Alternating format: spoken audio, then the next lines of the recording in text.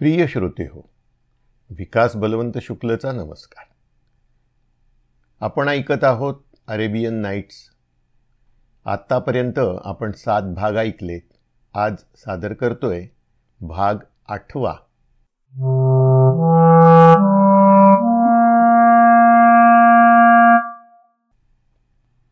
आपण सिंदबादची दुसरी सफर ऐकत होतो.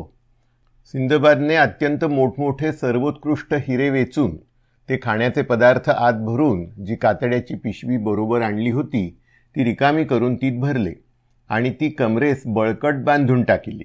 नंतर डोक्याचे पागोटे पुन्हा सोडले आणि मांसाच्या तुकड्यांपैकी एक खूप मोठा तुकडा घेऊन तो त्या पागोट्याने अंगास गच्च बांधून त्या दरीत पालथा निजलो. माझी अशी सर्व तयारी झाली तो इतक्यात तेथे गिधाडे येऊ लागली व एकेकाने एक एक मांसाचा तुकडा उचलून ते उडून जाऊ लागले. मग त्यापैकी मोठा व बळकट गिधाड होता त्याने मी आपल्या अंगाला जो तुकडा बांधला होता त्यावर झेप घालून तो मधसकट उचलून डोंगरावर आपल्या घरट्यात नेला. गिधाडवर येताच वर व्यापारी होतेच त्यांनी मोठी आरोळी करून त्यास त्या मांसाच्या तुकड्यापासून पळविले.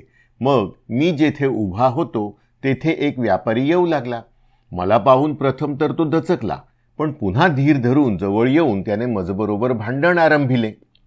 तो म्हणाला, अरे या घरट्यावर माझी सत्ता असता तू इथे काय म्हणून आलास? गिधाडांची ही घरटी व्यापाऱ्यांनी वाटून घेतलेली असतात. मी गरिबाने त्यास उत्तर केले, अहो शेठजी, मी कोण व या ठिकाणी कसा आलो हे आपण ऐकून घेतल्यास आपण मजवर राग करणार नाही. दयाच कराल यात संशय नाही. आपण शांत व्हावे. मी आपल्याबरोबर दरीच्या तळाहून पुष्कळ उत्तम हिरे आणले आहेत. ते तुम्हाला व मला पुरून उरण्या इतके आहेत व त्या तुमच्या सर्व सोबत्यांच्या सर्व हिऱ्यांच्याने किमतीविषयी माझ्या एकाही हिऱ्याची बरोबरी होणार नाही. असे बोलून त्यास हिऱ्यांची पिशवी दाखविली. याप्रमाणे मी त्याच्याशी बोलत आहे तो मला पाहून दुसरे किती एक व्यापारी तेथे जमले व माझी हकीकत ऐकून त्या सर्वांस पराकाष्ठेचा विस्मय झाला. मी दरीतून वर येण्याविषयी जी हिकमत योजली तिचा त्यास तितका चमत्कार वाटला नाही, परंतु ती करण्याचे माझे धारिष्ट्य पाहून ते फार थक्क झाले. मग ते सर्व जेथे राहत होते तेथे त्यांनी मला नेले. मी बरोबर जे हिरे आणले होते ते पाहून त्यास चमत्कार वाटला. ते म्हणाले की आम्ही बहुत दिवस हिऱ्यांचा व्यापार करीत आहो, पण एवढाले व अशा पाण्याचे हिरे आम्ही पूर्वी कधीही पाहिले नाहीत. ज्या व्यापाऱ्याच्या घरट्यात गिधाडाने मला आणले होते त्यास मी म्हणालो की शेठजी, या हिऱ्यातून हवे तितके हिरे निवडून आपणास घ्या. पण त्याने सगळ्यात लहान असा एकच हिरा घेतला. मी त्यास आणखी घेण्याविषयी पुष्कळ आग्रह केला व सांगितले की तुम्ही पुष्कळ घेतले तरी माझा तोटा नाही, परंतु तो ऐकेना. एवढ्या हिऱ्याने माझा संतोष आहे. याची जी मला किंमत येईल तितकी मला जन्मभर पुरेल. मला आता पुन्हा मुसाफरी करण्याची गरज नाही. नंतर रात्री माझी सर्व हकीकत माझ्या तोंडाने पुन्हा त्या सर्व व्यापाऱ्यांनी एक वेळ ऐकली. कारण मी पहिल्याने जेव्हा सांगितली त्यावेळी किती एक हजर नव्हते. पार पडलेल्या संकटांची आठवण होऊन यावेळी जो मला आनंद झाला तो मनात मावेना. मला वारंवार वाटे की मी खरोखरीच या मंडळीत बसलो आहे की स्वप्न पाहत आहे कोण जाणे. आता आपणास काही भय नाही ही गोष्ट माझ्या मनास बराच वेळ खरी वाटेना, इतके माझे मन भयाने वेडावले होते.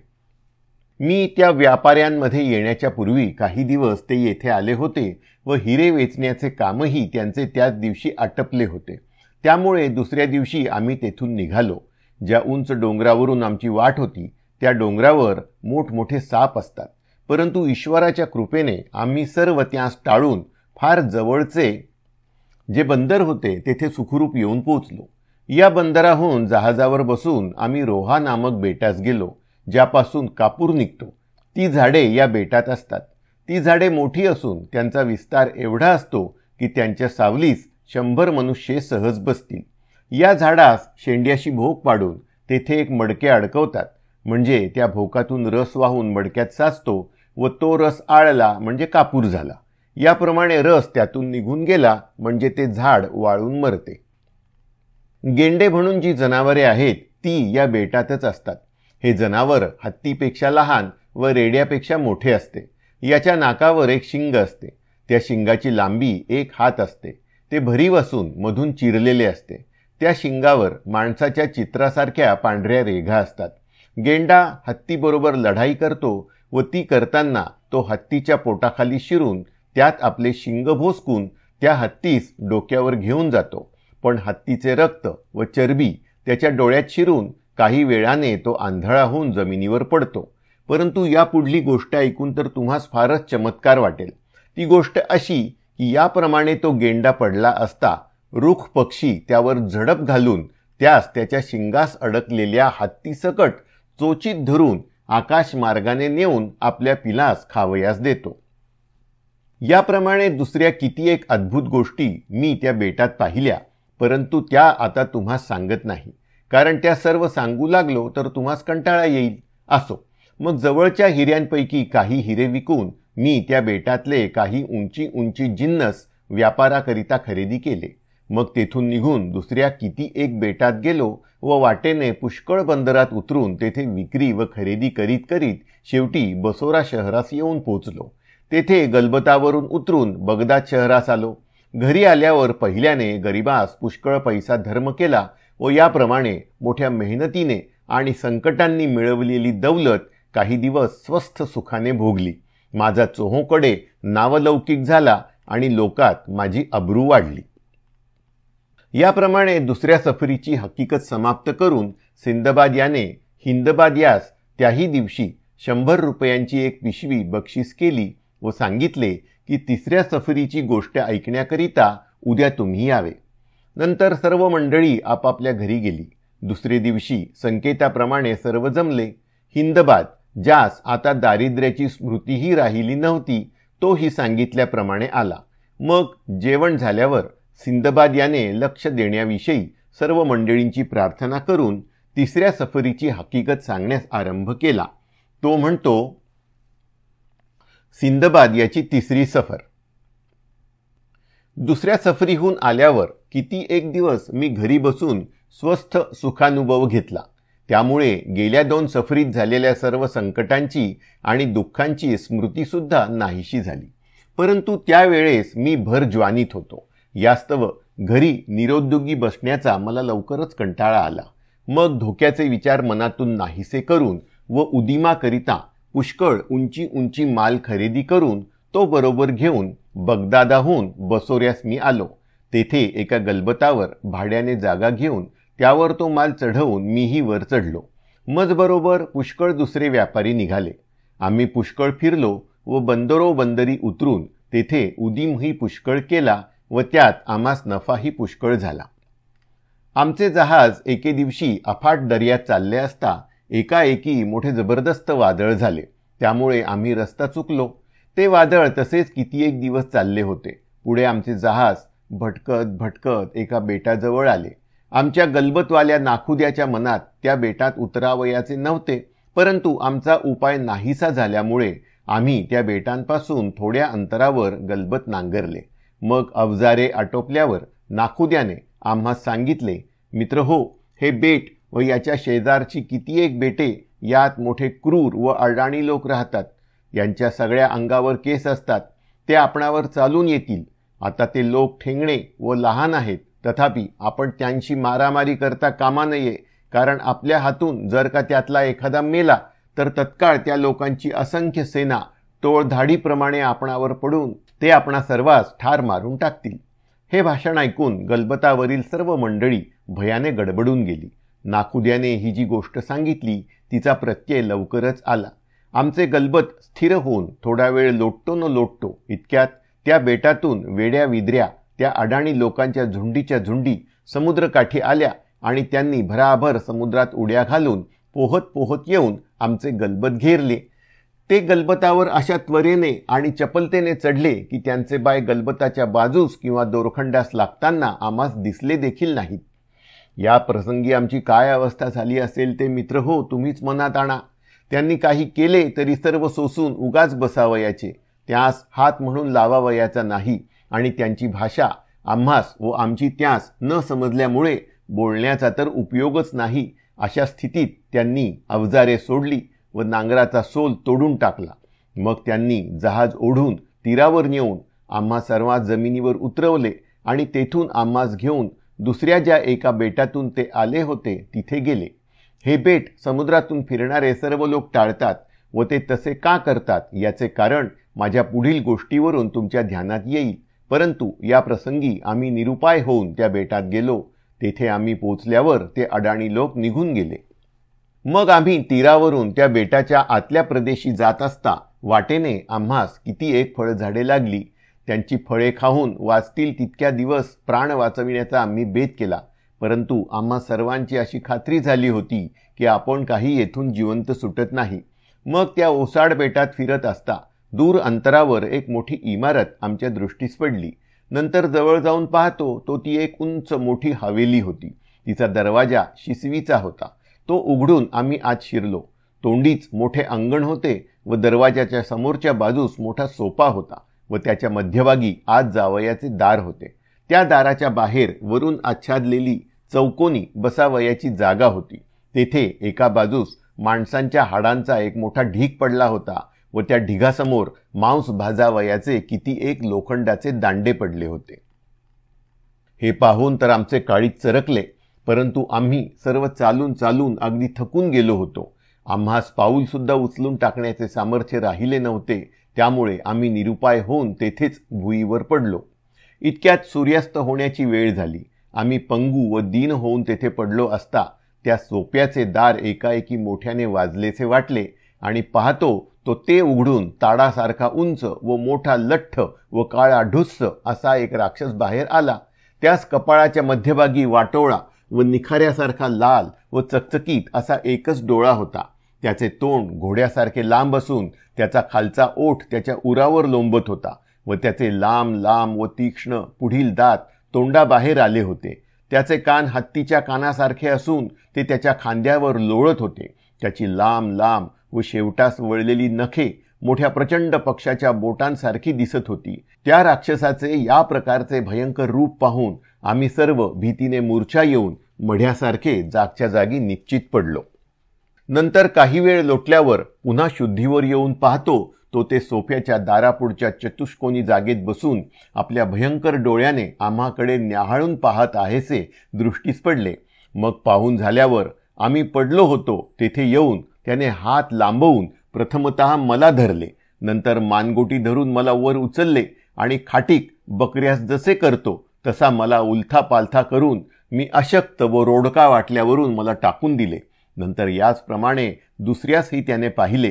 त्या सर्वात आमचा नाखुदा त्यास बरा वाटला, कारण तो सर्वात चांगला पुष्ट होता. मग त्यास एका हातात घेऊन दुसऱ्या हाताने त्याने सहज त्याच्या अंगात एक लोखंडाचा दांडा खुपसला व मोठी एक आगटी पेटवून तीवर त्यास भाजून रात्रीच्या फराळाकरिता सोप्यात घेऊन गेला. खाणे झाल्यानंतर तो बाहेर येऊन त्या चौकोनी जाग्यात निजला. त्याच्या घोरण्याचा नाद मेघगर्जनेसारखा होत होता. तो उजाडेपर्यंत मध्ये जागा झाला नाही, परंतु आम्ही सर्वांनी ती रात्र कशा दुःखात व भयात काढली असेल ते शब्दांनी सांगता येत नाही. उजाडल्यावर तो राक्षस उठून बाहेर निघून गेला. आम्ही मात्र त्या हवेलीतच राहिलो. गडबड होऊन तो राक्षस जागा होईल या भयाने सगळ्या रात्रीत आम्ही अगदी हू किचू केले नाही. निमूट बसलो होतो. पण तो सकाळी काहीसा दूर गेलासे वाटल्याबरोबर आम्ही सर्वांनी गळा मोकळा करून मोठ्याने शोक करण्यास आरंभ केला. तो असा की आमच्या रडण्याने व ओरडण्याने ती सर्व हवेली दणाणून गेली. आम्ही एकंदर म्हटले असता पुष्कळ जण होतो. तथापि त्यास मारून आपली सुटका करून घेण्याची कल्पना म्हणून कोणा एकाच्या मनात सुद्धा आली नाही.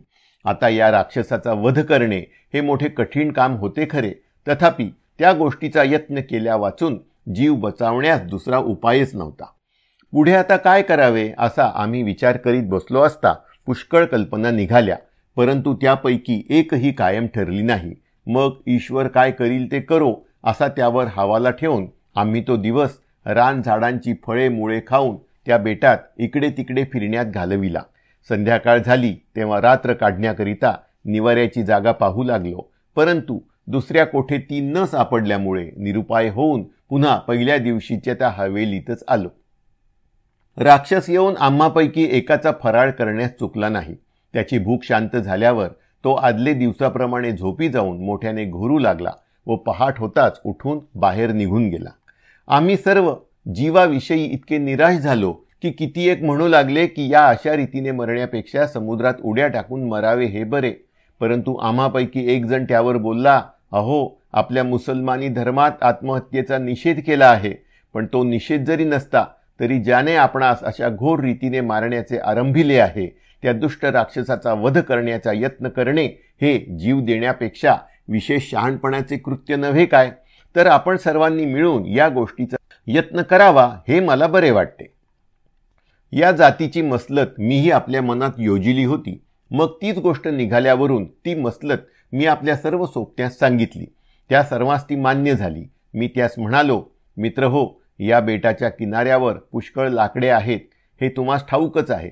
जर माझे म्हणणे तुम्ही सर्व ऐकत असाल तर आपण त्या लाकडांचे ताफे बांधून त्यांचा उपयोग करण्याची संधी येईतोपर्यंत ते एका नीट ठिकाणी ठेवू आणि मग मी आपली सुटका होण्याची एक युक्ती योजिली आहे तिच्या तजवीजीस लागू.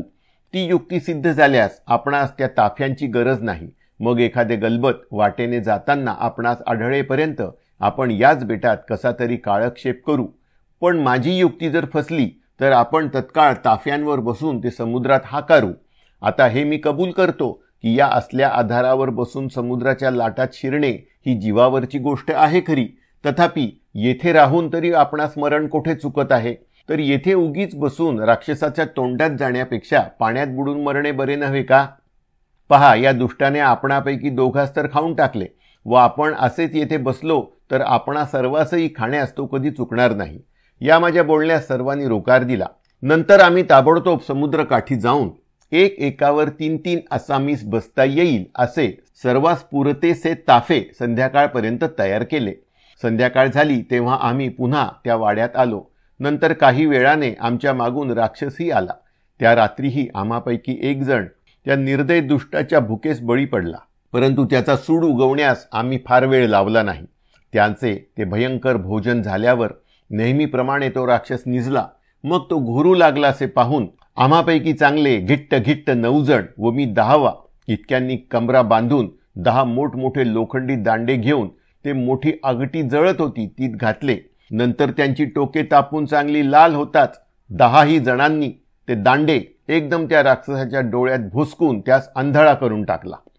आम्ही असे करताच मोठी इजा झाल्यामुळे राक्षसाने मोठी भयंकर किंकाळी फोडली आणि एकाएकी उभा राहून कोणीतरी सापडेल तर त्याचा चेंदा करून टाकावा या बुद्धीने त्याने आपले हात लांब पसरून चोहीकडे फिरविले. परंतु सावध असल्यामुळे आम्ही त्याचपासून बरेच दूर गेलो होतो. मग त्याच्या पायांखाली तुडवले जाणार नाही अशा ठिकाणी आम्ही सर्व जमिनी सरसे होऊन दबून राहिलो. काही वेळ त्याने इकडे तिकडे शोधले पण कोणीच हाती लागत नाहीसे पाहून तो चाचपत दरवाजा शोधून ओरडत त्या दरवाजातून बाहेर निघून गेला. तो बाहेर जाताच त्याच्या पाठोपाठ आम्हीही बाहेर जाऊन आदल्या दिवशी जेथे ताफे करून ठेवले होते तिथे गेलो आणि ते ताफे समुद्रात लोटून देऊन राक्षस कोणी वाटाड्या घेऊन आल्यास सूर्योदयाबरोबर ते चालू करावे अशा तयारीने बसलो. राक्षस जरी रानात निघून गेला तरी त्याच्या दूरच्या अरोळ्या आम्हास समुद्र किनाऱ्यावर थोड्या ऐकू येतच होत्या. त्या अरोळ्या बंद होऊन सकाळपर्यंत कोणी न आले तर तो मेला असे समजावे आणि तसे झाल्यास वाटेने जाताना एखादे जहाज आढळे तोपर्यंत याच बेटात राहावे असा आमचा संकेत होता व त्याप्रमाणे बहुत करून घडेल अशी आम्हास आशाही होती. परंतु सूर्योदय होत आहे तोच आमच्या दृष्टीस असे पडले की त्या दुष्ट राक्षसास हाती धरून त्याच्याप्रमाणे मोठे दुसरे राक्षस मोठ्या जल्दीने आम्हाकडे येत आहेत. हे पाहताच आम्ही मोठ्या घाईने ताफ्यांवर बसून ते पुढे हाकारले. ते राक्षसांनी पाहून मोठमोठे धोंडे त्यांनी आम्हावर अशा नेमाने मारले की मी व आणखी 2 आसामी ज्या ताफ्यांवर होतो तो खेरीज करून बाकीचे सर्व मोडून त्यावरचे माझे सोबती पाण्यात बुडून मरण पावले. आम्ही आपला ताफा मात्र मोठ्या झपाट्याने वल्हवून त्याच्या धोंड्यांच्या टप्प्याच्या पार नेला. मग अफाट समुद्रात आमचा ताफा गेल्यावर तो वाऱ्याने व लाटांनी इकडे तिकडे भटकू लागून आम्हास आवरेना. मग आता मरतो की घटकेने मरतो अशा भयंकर अवस्थेत काही वेळ गेल्यावर सरते शेवटी तो ताफा एका बेटात जाऊन लागला. मग मोठ्या आनंदाने आम्ही तेथे उतरलो. त्या बेटात किती एक प्रकारची चांगली रानफळे होती. ती खाल्ल्यावर व पाणी पिल्यावर आमच्या जीवात जीव आला. संध्याकाळ झाल्यावर आम्ही समुद्रतीरी जाऊन निजलो. परंतु काही वेळाने शेजारी गडबड झाल्यामुळे जागे होऊन पाहतो तो एक मोठा प्रचंड सर्प दृष्टीस पडला. तो इतका जवळ आला होता की आम्हापैकी एकास धरून त्याने गिळावयास आरंभ केला. त्या बिचाऱ्या माझ्या सोबत्याने सुटण्यासाठी पुष्कळ धडपड केली, पण काही उपयोग झाला नाही. सापाने त्यास 2-4 वेळा हलवून जमिनीवर आपटले आणि चेंदा करून त्यास गिळून टाकले. माझा दुसरा सोबती व मी बरेच दूर पळून गेलो होतो, तरी तेथे आम्हास त्या सर्पाचा शब्द ऐकू येत होता. आम्ही तर्क केला की खाल्लेल्या मनुष्याची हाडे तो दुष्ट सर्प ओकून टाकीत असेल. दुसऱ्या दिवशी दिवसा उजेडी पाहिले तो आमचा तर्क खरा झाला. मग सोबत्याची ती हाडे पाहून मी शोक करून म्हणालो, हे दैवा, काय तू हात धुवून आमच्या पाठीस लागला आहेस. पहा, कालच नुकते आम्ही त्या दुष्ट राक्षसाच्या तडाक्यातून जीव वाचवून सुटलो.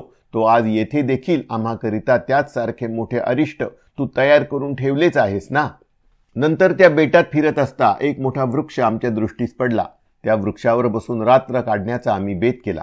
पण अंधार पडताच सर्प सुस्कारे टाकीत त्या वृक्षाच्या बुंध्याशी येऊन त्याच्या खोडास टेकून उभा झाला आणि खालच्या अंगास माझा सोबती बसला होता त्यास पकडून घेऊन गेला. सकाळ होईपर्यंत मी झाडावर तसाच बसून राहिलो. मग सूर्योदय झाल्यावर खाली उतरलो. भयाने माझ्या तोंडावर मृतकळा आली होती. मला वाटले की आज रात्री हा साप आपल्याला खाल्ल्या वाचून सोडित नाही. त्या भयाने अगदी वेडा होऊन जीव देण्याकरता मी समुद्राकडे चाललो. जीव हा सर्वांस पराकाष्ठेचा प्यारा आहे. वाचेल तोपर्यंत त्यास वाचविण्याची आशा सुटत नाही. असो, समुद्राकडे जाताना मी आपल्याशी विचार केला की आत्महत्या करणे बरे नाही. ईश्वरावर हवाला ठेवून आपणाकडून यत्न करावा, मग तो सिद्धीस नेणे त्याच्या हाती आहे. याप्रमाणे मनाचा निश्चय करून पुष्कळ लाकडे जमा केली व ती झाडावर एके ठिकाणी खालवर व बाजूस बांधून व त्याच्या आतून काटे झाडे लावून पिंजऱ्यासारखी जागा केली. मग संध्याकाळ होताच त्या पिंजऱ्यात जाऊन बसलो. मनास इतकेच पोकळ समाधान होते की आपणाकडून व्हावयासारखी तजवीज होती ती आपण केली आहे. आता शेवट होणे तो परमेश्वराच्या हाती. काळोख पडल्याबरोबर सर्प बिंचूक मी ज्या वृक्षावर होतो त्याखाली आला आणि मजवर झडपा घालू लागला. पण मी जो सभोवती पिंजरा केला होता त्यामुळे त्याचा इलाज चालेना. मग उंदराच्या टपणीस बोका जसा बसतो तसा तो सर्व रात्र तेथे झटापट करीत होता. शेवटी उजेडावयास लागले तेव्हा तो निघून गेला. तथापि चांगले ऊन पडे तोपर्यंत खाली उतरावयास मला धीर झाला नाही. आदल्या दिवशी तो पिंजरा बांधण्याचे जे श्रम झाले होते व रात्री जागे राहावे लागले, तसेच त्या सर्पाचे विषमय फुसकारे अंगाला लागले होते, त्यामुळे माझ्या जीवास पराकाष्ठेचा त्रास होऊन पुन्हा असली रात्र काढण्याचा प्रसंग येऊ नये म्हणून समुद्राच्या काठी उंच दरडीवर जीव द्यावयास गेलो. आणि आता खाली उडी टाकणार इतक्यात देवास माझी करुणा येऊन दूर अंतरावर एक गलबत माझ्या दृष्टीस पडले. मग ते पाहताच मला मोठा हर्ष होऊन मी मोठ्या जोराने आरोळी मारली व डोकीचे पागोटे मोकळे करून ते वर आकाशात उडविले. मनात हेतू की त्या पागोट्याकडे तरी गलबतावरील कोणाचे लक्ष लागावे. ईश्वराचे दयेने माझा मनोरथ सिद्धीस गेला. तो असा की जहाजावरील सर्व खलाशांची दृष्टी माझ्या त्या पागोट्याकडे जाऊन नाखुद्याने एक होडी मजकरता पाठविली. मग मी गलबतावर जाऊन पोहोचताच त्यावरील सर्व खलाशी व व्यापारी मोठ्या उत्कंठेने मला विचारू लागले की तू या ओसाड बेटात कसा सापडलास. त्यावरून मी आपली सर्व हकीकत सांगितल्यावर त्यामध्ये फार वृद्ध होते. ते म्हणाले की येथील कितीएक बेटात राक्षस राहतात व ते मनुष्य मारून त्यांचे कच्चे किंवा भाजून मांस खातात हे आम्ही ऐकले आहे. तसेच ज्या बेटात तू होतास त्या बेटात पुष्कळ मोठमोठे सर्प आहेत व ते सर्प दिवसास बिळात लपून राहून रात्री बाहेर पडतात असेही ऐकले आहे. मी जीवावरच्या इतक्या अनर्थातून सुटलो हे मनात आणून मंडळीस मोठा आनंद झाला. मग मला भूक फार लागली असेल असे समजून त्यांनी आग्रह करून मला जेवू घातले.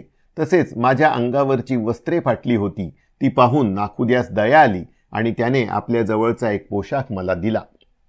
पुढे आम्ही समुद्रातून कितीएक दिवस वाट चालत असता वाटेने पुष्कळ बेटात उतरत उतरत शेवटी सालहान नामक बेटात येऊन पोचलो.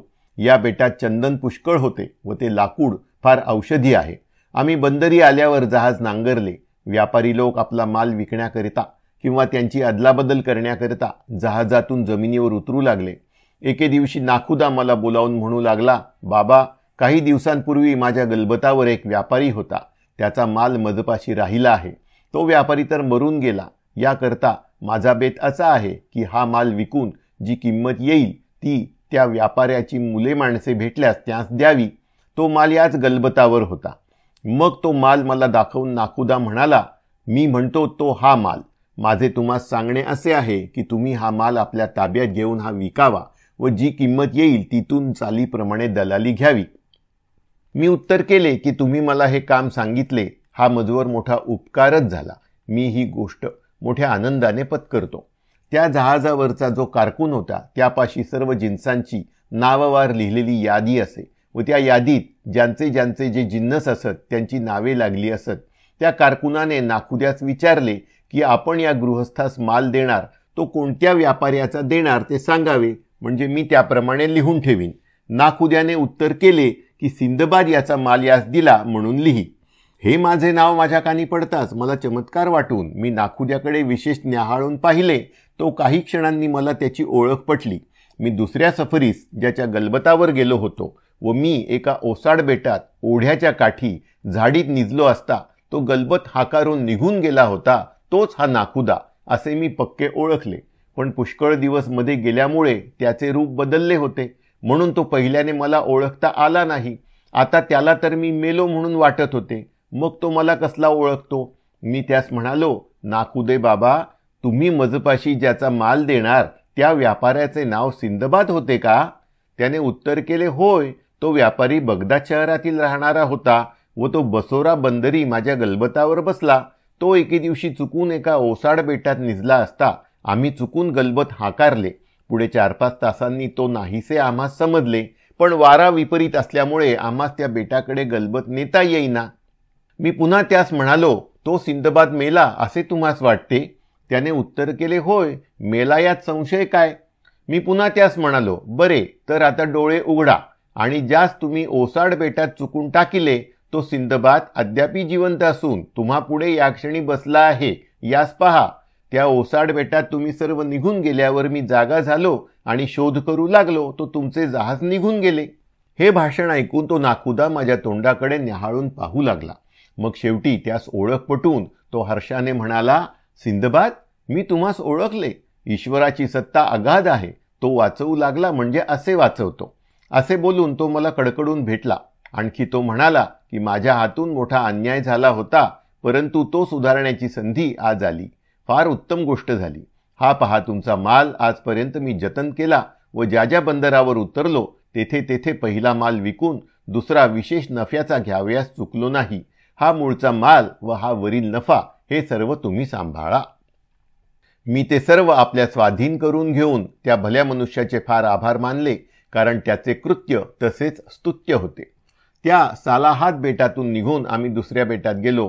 तेथे लवंगा, दालचिनी वगैरे पुष्कळ जिन्सा मी खरेदी केल्या. मग तेथून जलमार्गाने चाललो असता वाटेने समुद्रात एक मोठे कासव पाहिले. ते 20 हात लांब व 20 हात रुंद होते. तसाच एक चमत्कारिक मासा पाहिला. त्याचे गायीसारखे दूध निघते.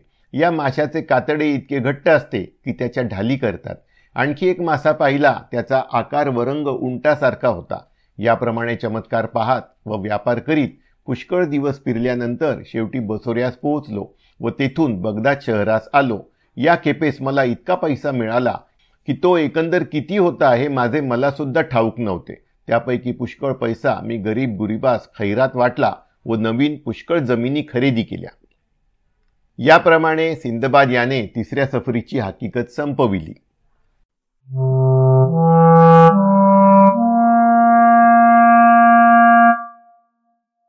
अरेबियन नाईट्सचं हे वाचन आपल्याला माझ्या विकासवाणी या यूट्यूब चॅनलवरून ऐकायला मिळत आहे. आपणास हे अभिवाचन कसे वाटले हे अवश्य कळवा. आपल्या प्रतिक्रिया व्हिडिओ खाली कमेंट करून किंवा मला व्हॉट्सअपवर कमेंट पाठवून कळवाव्या ही नम्र विनंती. आणि अशीच माझी अन्य अभिवाचने आपणास ऐकावयाची असल्यास कृपा करून माझ्या विकासवाणी या यूट्यूब चॅनलला सबस्क्राईब करा आणि हे अभिवाचन आपल्या सर्व मित्रमंडळींपर्यंत विशेषतः लहान मुलांना ऐकायला पाठवा. कारण सध्याची मुलं ही या जुन्या कथा ऐकत नाहीत, वाचन करत नाहीत. तर हा जो आपला वारसा आहे, हा आपल्या जुन्या मराठी भाषेतला एक अनमोल ठेवा आहे, तो आपण सर्वत्र पोहोचविण्यासाठी एक चांगलं काम कराल असं मला वाटतं. धन्यवाद.